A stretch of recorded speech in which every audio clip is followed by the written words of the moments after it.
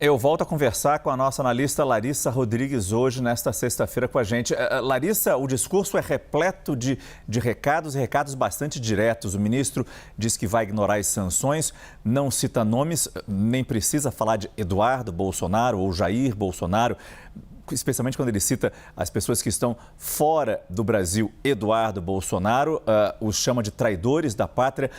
Já era esperada essa reação do ministro Alexandre de Moraes? Eu digo, até nesse tom.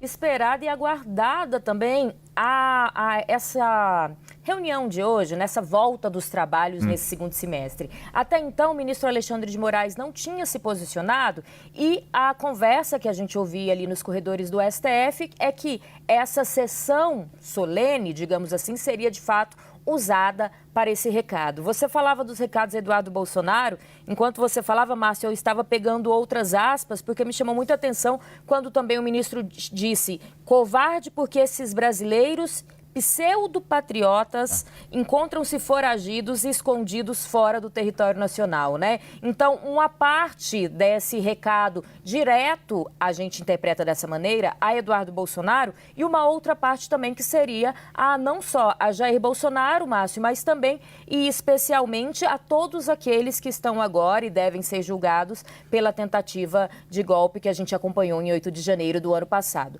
Márcio, e aí o que se questionou muito hoje em Brasília é se, além de Alexandre de Moraes, outros ministros deveriam se posicionar. A gente teve também alguns recados fortes, não tão quanto de Alexandre de Moraes, mas vindos do presidente do STF. A gente teve o decano, o ministro Gilmar Mendes também falando ali. Se perguntou, outros ministros deveriam falar? Mas o que a gente escutou ali no STF é que isso não é de praxe, normalmente apenas o presidente costuma falar nessa sessão. Se questionou ainda a ausência da OAB, por exemplo, que não falou hoje durante essa sessão solene, ao contrário da própria PGR e de outras representações ali do governo, digamos assim. E teve ainda um recado que foi dado, sem citar nomes, mas no TSE, que também voltou aos seus trabalhos hoje, e a presidente da Corte, a ministra Carmen Lúcia, também falou ali, dizendo ser muito importante o trabalho de Alexandre de Moraes durante as últimas eleições presidenciais. Márcio.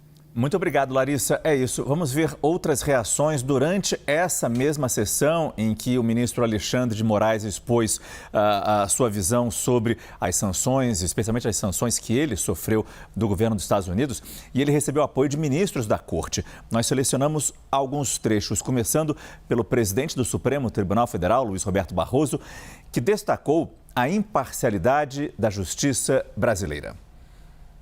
A marca do judiciário brasileiro, do primeiro grau ao Supremo Tribunal Federal, é a independência e a imparcialidade.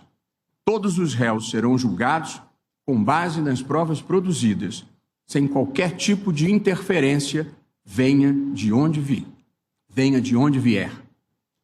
Faz-se aqui o reconhecimento ao relator das diversas ações penais, ministro Alexandre de Moraes, com inexcedível empenho, bravura e custos pessoais elevados, conduziu ele as apurações e os processos relacionados aos fatos acima descritos. Nem todos compreendem os riscos que o país correu e a importância de uma atuação firme e rigorosa, mas sempre dentro do devido processo legal. Em contraste com um passado que nem vai tão longe, cabe registrar aqui: não houve nenhum desaparecido, ninguém torturado, nenhuma acusação sem prova. A imprensa inteiramente livre. As plataformas digitais com regulação equilibrada, que exclui apenas a prática de crimes e de atos ilícitos. O decano da Corte, ministro Gilmar Mendes, afirmou que a escalada de ataques aos ministros do Supremo atinge o povo brasileiro. Nos últimos dias, temos acompanhado com perplexidade uma escalada de ataques contra membros do Supremo Tribunal Federal e, assim, contra toda a Corte e contra todo o povo brasileiro, de forma agressiva e totalmente inusual. Tais medidas, motivadas por discordâncias de natureza política em relação à atuação jurisdicional do Supremo, demandam uma resposta à altura da dignidade da nossa Corte e da soberania do Estado brasileiro. Cumpre dizê-lo com a serenidade e com o desassombro que esse tipo de investida exige de todos nós, membros desta Casa multicentenária. Este Supremo Tribunal Federal não se dobra a intimidações. A ministra Carmen Lúcia relembrou a atuação de Alexandre de Moraes nas eleições de 2022 e afirmou que o ministro age com a lei. Essa Justiça Eleitoral segue fazendo o que é seu dever: observar e aplicar a Constituição do Brasil, as leis da República Brasileira, como fizeram os magistrados que nos antecederam nestas cadeiras.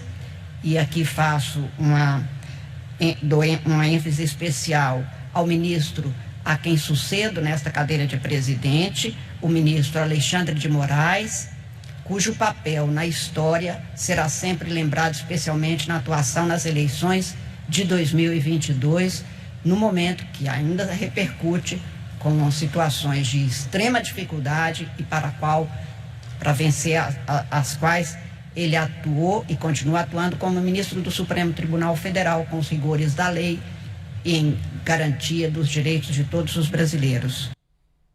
O governo também tem demonstrado apoio ao ministro Alexandre de Moraes. A gente acompanhou o jantar que foi oferecido pelo presidente Lula no Palácio da Alvorada. A representante do Supremo e o ministro Alexandre de Moraes estava presente. Hoje foi a vez do ministro-chefe da Advocacia-Geral da União, Jorge Messias, sair em defesa de Alexandre de Moraes.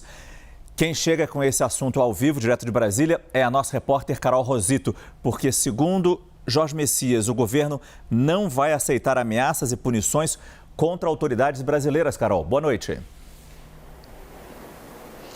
Oi, Márcio, boa noite para você, boa noite a todos. O ministro Jorge Messias disse, durante o seu discurso mais cedo lá no Supremo Tribunal Federal, que o Brasil é um Estado soberano e merece respeito nas suas relações internacionais. Ele estava ali entre as autoridades, que participaram dessa cerimônia de abertura da retomada dos trabalhos do Supremo nessa sexta-feira. Também fez questão de pedir a palavra ali ao presidente da Corte, Luiz Roberto Barroso, estava na figura representando o governo, representando o presidente Lula, que inclusive tinha escalado já Jorge Messias para tomar as providências cabíveis. O ministro reforçou o que ele já tinha dito em nota logo depois do anúncio da sanção ao ministro Alexandre de Moraes, que o governo vai tomar medidas necessárias, em relação a esse gesto de garantia da soberania nacional e também gesto de apoio à Suprema Corte. Você citava o jantar ou encontro informal que foi feito, promovido ontem pelo presidente Lula no Palácio da Alvorada.